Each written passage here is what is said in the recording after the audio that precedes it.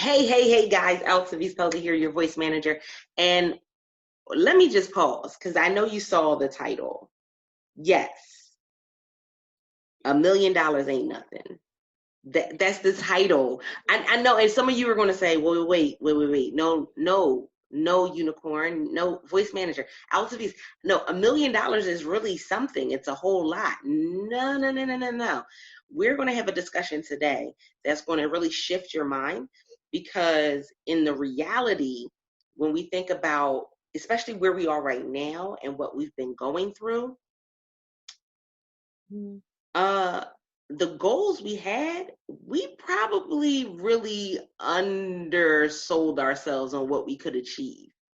And I think we really need to go back to, let's take it back to the old school. No, we need to go back and say, what really made you bring forth that number goal that you had for 2020? And were you lowballing yourself, or, were you just picking that goal because somebody else chose it? Like, we're going to dive into that. So I'm excited about my guest for today. Hey, Wanda. Hey, Octavie. Love that name, man. I am all about some Octavie. Sorry, y'all, I had to sing it. I love that name. I love it. So Every time I see her name, I like Octavie. Yeah. I'm just walking so in, like beautiful, just walking in. Look, this conversation is about to be on a whole nother level, guys. I want you guys to understand that we're not saying that you have to have $1 million in the bank. We're not saying that has to be your goal, but we want you to look at it from a different perspective. So with that being said, Wanda, let them know a little bit about yourself, and then we'll dive into today's topic. Okay, cool. Thank you so much. First of all, I just want to thank you, Anthony, for having me, because I love your spirit. I love what you're doing as far as empowering and having a voice. But that's the big thing I'm totally agreeing with you, is women having a voice. So my voice began as a young girl, grew up, born in New York, grew up in North Carolina. My dad joined the Air Force. So we was in those like low income family, didn't have a lot, but for us, it wasn't low income. I had 3 meals. Grandmother was there, nice, safe neighborhood, what I thought was safe. I mean, I made it through. So what you knew is what you knew until my dad joined the Air Force. And then I'm like, oh, people live like this. People live better. So it expanded my mind to have more and to do more. I got pregnant in college, so I went ahead and joined the military full time. And then 25 years later, I retired out the Army as a major, and I went into financial services. And that's one of the big things I love we're going to talk about today. So I was a certified broker. I worked at a corporation for financial services, and I was helping a lot of women, a lot of business owners, and a lot of minorities as far as the understanding about money. And I'm like, we have to invest. You have to take care of this. And then I kept teaching so much that in my job as a broker, unless I'm having a lot of money, I don't make money. You have to have the $1 million and the $1 million accounts. Let's just call them, that's what they call them, the $1 million accounts. But the people who were coming to me and really wanted my help didn't have $1 million accounts. They had a $2,000 account. They had a $20 account. They had literally like one church mom came to me literally with like $3,000, like, baby, this is all I have. And I still can't get by. And I'm like, ma'am, let me show you. Let me teach you. So I decided to quit that business, that job, started my own career, and now I'm helping women business owners make that $1 million idea, because I want to talk to them and understand what financial freedom really means, especially as a woman. Nothing about my guys, but for women, that's why in third world countries, we put money in the hands of women and we have all these businesses, because we give back to our community. So that's pretty much who I am in a nutshell. Yeah, absolutely. Oh my goodness, guys. So let's dive in deep. Okay. $1 million ain't nothing. And when we think about $1 million, when we think about what it really is, some of you might have even made that much in your lifetime of working so far, but was it money that was well spent? Was it possibly not? So the first thing I want to talk about is, when thinking about, $1 million ain't nothing. Well, what's that first step to financial planning, to where I'm putting a number down that's not just a number that's realistic, but it's not a number where I'm just saying, okay, well, everybody's making $1 million, everybody's making, everybody's trying to be billionaires. Let me just put that down. How do I get my number that I really want to make? Okay. So that's a great question. So let me back up. You said a lot. So let's answer the first one, the number. Everyone gets so fixated on the number. So when I do my talks, the first thing I tell the group, my name of my group of the $1 Million Business Divas, and everyone's like, "Oh, $1 million? Why?" There's a billion. It's called a $1 Billion Boys Club, and no one says anything else about these guys trying to be billionaires. But as soon as a woman said, we want to be a millionaire, it's something. And I'm like, whoa, whoa, whoa. Well, let me tell you why $1 million. And this is why we come up with that number. Your house. How many of you love to have a house, especially if you have kids? Don't you want to pay for your house? Look at this time where we're going in. When anybody, if the recession comes and you can't make your payment, you and your kids can be out and homeless. I actually have clients that in their past, they were homeless because of divorce, because of some issue, and they were on the streets, or they're in some tiny little apartment. But isn't it a blessing to own a home and you own it? Not own a home where you're paying a mortgage on it. I mean, your name is on a deed. You own a home. That's what owning a home is. 2, let's talk about debt. How many of you have school debt, car debt, or have credit card debt? Or you was in a relationship and you took on his debt, motorcycle debt, boat debt, stuff you never even drove before. Yeah, I'm talking from experience. Yes. Yes. I don't know how to ride a motorcycle, but don't ask me how I paid for one. So you have debt that you have to get rid of. Let's go with unexpected expenses. My mom passed away, sadly, in August. And my mom didn't leave us anything, me personally. She was like, you're going to be good. She left money to my baby sister. But here's the thing. As a person, I have myself, my 3 kids. So we had to get 4 plane tickets, fly in, stay in a hotel. I was there to help my family for 3 weeks. My kids were there for a week, hotel, eating out every day. That bill wrapped up, and a rental car on top. Ooh, that was unexpected costs. So do you have enough money to take your family, not on a trip to Disney, I'm saying a funeral, to stay in a hotel? Those are unexpected costs that we don't want to have to put on our credit card. Kids' college. Let's not make our kids, 1, have no education because we can't afford for them, 2, come out at 22 years old with $10, $20, $30,000, $50,000, $100,000 worth of debt, and then get a job that's only making $24,000, or put our kids in a situation where they only can go to college if they play a sports. Nothing against athletics, but once you're hurt or they can't use you, you're done. They can pull your scholarship. That's not fair for the kid. What about real estate, investing, making money in your sleep? And last and least, and I joke about this all the time, I'm telling you, my goal is at 60 years old, I am just going to party like a rock star. I want to be a grandmother who can just pull my kids up and just do and love on them. I want my son, I'm not a grandmother yet, but my vision is that my son can call me and say, hey, Mom, can you come here for a week, take care of the kids because I need you. I don't have to call no job. I don't have to ask for no one to tell me, and I can fly there, stay there, and everything without issues. That's the lifestyle I want. And when I did the math, $1 million was nothing. I needed more than $1 million. And it's true. I mean, we think about, the thing comes in is that we can't prepare for everything, but you want to have something prepared for anything. Yes, being prepared.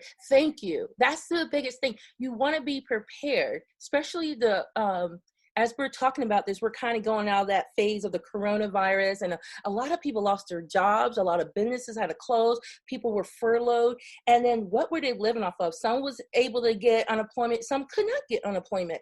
But at the end of the day, everyone's situation was different. But if you had no debt, no mortgage, and you had money sitting in the bank, but we're doing this through business. I'm not telling you to get rich quick. I believe in making money by monetizing your gift and your purpose for God. That's how I'm a faith woman. I believe we all have gifts that can be monetized. And when you do that, you're never going to not have a job because your gift is monetized. I always have a job. Somebody's going to need me to do something to speak. Yes, go ahead, girl. I'm over here like, yes. Because when you think about it, there is, let's put it in perspective. There are still people buying things. Mm-hmm. There are people starting businesses right now in the midst of a pandemic, in the midst of social unrest, in the midst of all of these things in quarantine. There are people who are still making things happen and going into another level. And somebody was like, oh, well, it's kind of like, it's scary because you don't know if people are going to spend money. Jeff Bezos bought, what did he buy? Lord & Taylor during coronavirus. Money is still being spent. Money is just a transference. I'm giving it to you. I'm sewing it into something. I'm investing. So with that being said, how do we break that mindset that, oh my goodness, but from what I'm seeing, I can't put that number down because what I see doesn't line up with where I'm trying to go. I love that, because one, mindset, as you know too, with your coaching, mindset. It's like location for a realtor. It's all about how you think. And I'm telling you, and I don't know how to say it, but I know how our audience is. I'm a woman of faith.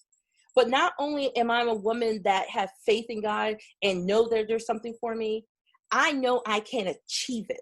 That's, I think, is the turning point with some people in the world, where they know that they can do it, but can you know that you got it?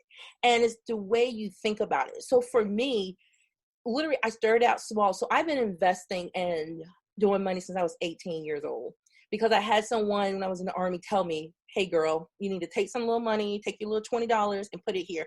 And that's what I did. I didn't know what I was doing. I ain't gonna lie to you. I just trusted them. All I heard was just do it. And then as I got older and I realized and start seeing them CDs, and it was like CDs. I bought some CDs when I was younger. I'm like, oh, this is how this works. Okay. So then I'm like, okay, am I going to go? I'm going to tell you my, old school. Am I going to go to the club drinking and smoking, or I'm going to put this $20 here? So it's that opportunity cost. And I think the mindset is, you get to choose and command your money. Don't let your money command you and tell you what to do with it. It goes from him to you for the purpose. So I think the mindset thing is really, it's hard to tell anybody how to shift. I still haven't figured it out, because if we do, that'd be the $1 million ticket. If you guys can figure it out, that's the ticket right there, is how to shift your mindset. But I think it's how you grew up, who you're hanging around with, and the conversations you have. And if you get into good conversation, a good company of people who believe in truly being, wealth is about your health, and wealth is about your state of body, your state of health, mind, and your state of health. That in itself will achieve you to be better. And I think that's the ultimate goal, is that we want to be better. We're not saying chase down the $1 million so that way you could be able to flaunt it. We're talking about literally being in a better position than what your parents were, being in a better position than what past generations were, being in a better position than what you were days ago, months ago, years ago. And it's really significant right now, because when we look at the ones who didn't quit, when we look at the ones who put themselves in a good financial positioning, this did not rattle them like it rattled everybody else. In all actuality, for the ones that put themselves in a better financial position, it didn't rattle them. It sparked something within them. Mm-hmm. And they're the ones who are going and saying, let me create this fund to do this. Like, we think years back, think about the man that said, I forgot what graduation it was, but he told them, we're taking care of your student loans. That is putting yourself in a better financial position, because now not only have I changed the trajectory of my life and my family, but now I get to go and be the catalyst for somebody else's life. And we may not pay off, and think about it like this, we may not pay off everybody's student loans. I'm looking for somebody to pay mine off by all means. Look, it ain't much left. They can pay them. But it could be not having to be fearful of buying food in a pandemic, and we having to pay extra money because what we normally buy isn't available. It's not having that fear. It's being able to go and take out $100 and say, okay, can you put this towards somebody's bill when they come up? Not having, because again, it's not even about the having to be seen, but what impact can we really make when we put ourselves in a better financial position? I like impact because it made me what I say. Okay. I just love intuition. I really do love her, you guys. This is not being an impact. What I think about to you, and I'm always using pictures and trying to use little stories because that's how I think. Think of money in itself as tools. Every dollar you have different type of tools, but the best carpenter, the best person that can make a house for you or build greatness is the more tools you have, correct? And anybody who ever done woodwork would know this. I've done a little bit, I dibble dabble with woodwork, but as a woodworker, you have to have so many different types of tools and so many things to cut and it's ridiculous in woodworking. But if you think about money as that, the more tools you have, the more goodness you can build. And I think of money not as money to buy or flaunt, like you said. I'm not trying to be rich. I'm trying to, one, be in a state where I can have financial freedom, but not have the stress and fear, but also be in a state I can bless my kids so they can get an education and do well without owing someone else. And lastly, people usually who have good money, it'll just make you, especially if you have a kind heart, just make you more of it. I love giving to organizations. I love helping the women at the shelter. I love kids program when they come to the door like, ma'am, I want to go to summer camp. Here, baby, how much is it? That feels good that you have that extra $20, wherever it is, to give to some beautiful kid because he can't do it, but he can go to summer camp. That makes my heart feel good. That's what I like. So for me, I want more little $20 tools so I can send more kids to summer camp. And that's how I feel about money. Oh, look, I'm sitting here going, yeah, I can see that. Yeah, I mean, a little boy does it. He did it. He's like, they're having camp again. I'm like, oh, I'm like, they're back now. They're starting to get everybody together. He just needs $20. And I'm just like, $20, baby. That's all you're asking for. Here, baby, go to camp. Because I'd rather see you in camp than on the streets. And it's nothing about the mom or that parent, that lifestyle, but because I have it, I can bless it. Because money transfer, oh Jesus, it's the money transfer. It's not just for me to hold, it's for me to be a vessel to pour out on other people. And if you see tools, money like that for you to pour out and bless other people, then he will continue to pour on you and give to you because you continue to give and pour out on people. And it doesn't matter where your blessings come from. You just be good and it comes back to you. So I just want to bless as many people as I can because so many people helped me when I was going through. And you know what? That's the piece that really affects me the most, is that I can remember back when I couldn't find a job, when I was sleeping on the floor so my kids had a bed to sleep on. I can remember all of those things. I can remember struggling. And I even remember we're not too many years off from when I walked away from needing to have, food stamps. I remember all of those vividly. And it's like, you look back at it and you say, I remember the people that helped me, Mm-hmm. and I want to continue to be good ground. And so the only way for me to continue to be good ground is if I'm cultivating that ground in order for it to produce a fruit. Yes. Because the harvest is not just for me, it's for everybody that sowed into me. It's for everybody that ever bought something for my kids. It's for everybody that ever showed up to my door with food. It's for everybody that ever did anything in the past. I'm sowing it. I have to keep it as good ground for them, but not just that, for the ones that I'm going after, for the ones that I can connect it to, for my kids. And, so I definitely feel that, man, above and beyond, when it comes to, taking this to the extreme and taking it a bit further than it just being $1 million and being able to say, I Come on. I got the keys. Yes, we got the keys, but we got the keys not just for us. And Yeah. it was interesting because I did an interview with someone, and he said he remembered being at the point where he was sleeping in his car, and then years later being able to go and bless people with a car. Mm. Like that transference is everything. That part. Okay, so Wanda, with all of that being said, in this journey, can you look back and say that there has been a moment where you said, yeah, that wasn't the best idea or the best decision, and I'm not going to do that again? Lord, let me see here. I'm going to talk about, so I don't know, this is the moment when you said that, this is what helped me. And I wrote about this in my first book. And it blessed so many people. There's a moment in my life when, if you take a part of your life when you said, I surrender. Let's go there. I said, I surrender.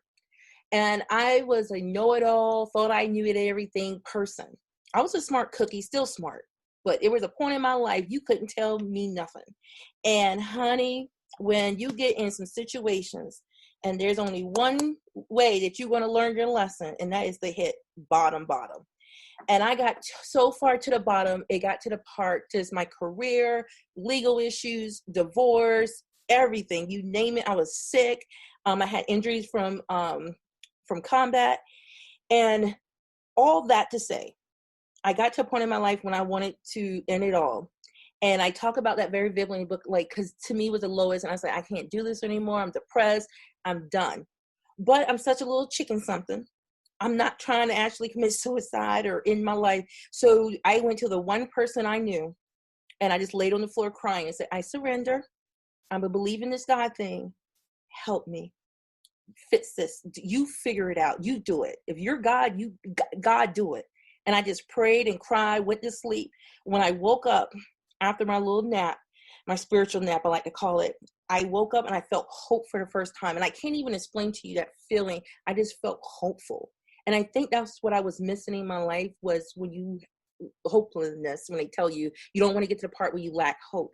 But when I woke up, nothing changed. I was still in debt, still had a crazy ass husband, still about, have issues, still felt depressed, but I felt hopeful. And I was like, okay. And then, honey, all I know is one day I just made better decisions, smarter decisions, kept being with faith. And then I look up and here I am talking to you. It's okay. And that's how it is. I just one step at a time. But that was my and that was my turnaround point, is don't give up on hope, just surrender, and then have faith that just tomorrow, figure it out tomorrow. Yes, that hope is something else, knowing that there is a tomorrow, knowing that there is a today, even if something didn't work right earlier in the day, it's still the rest of the day. Speak Easy podcast listeners, I hope you guys are listening. I hope you guys have been taking some notes. And man, I hope this touched you in such a good way, man. I really do. With that being said, Wanda, let them know how they can connect with you, and also where they can find you at online. Okay, thank you. So everyone, the easiest ways to find me is wandabooth.com. My first name is Wanda, Wanda, Booth, Booth. Put it all together, wandabooth.com. From there, you will find my website. I do self-care guided journey right now. I'm working on with some lady to build confidence and to end, not the end, to manage and reduce your anxiety. So that's a really cool project we're doing. And if you want to know more, also, you find a link to my business. My business is Insight Masterminds. And then you'll find a link to my membership for my ladies. It's called the $1 Million Business Divas, and we're doing it. And our goal is to earn $1 million in sales. And we're going to have multiple streams of income, but we actually learn about finance. And it's not about making the money. I love the ladies. They have better goals. They change the way their business model is. And then also they find other ways to have income. You're not just one way to monetize what you're doing. So it's a cool group of ladies. I love it. So we're always welcoming people to come and join us or hear about us. I love it. I love it. Speakeasy Podcast listeners, this is all for you. Why? Because I know I've heard the messages, I've listened in. And if you haven't joined the conversation, make sure that you do so. bit.ly/World Voice Community. Join the free Facebook group so that way you can join the conversation as well. But we've been listening to everything that's been going on in the first couple quarters of this year. And we wanted to make sure that we had some amazing feedback and some amazing guests that could really speak to where you are, where you've been, and where you are trying to go. With that being said, we appreciate you, because without the Speakeasy Podcast listeners, there's no Speakeasy Podcast. And I am your host, Alcides Pelzer. Until next time, guys, don't forget to press it out. See ya.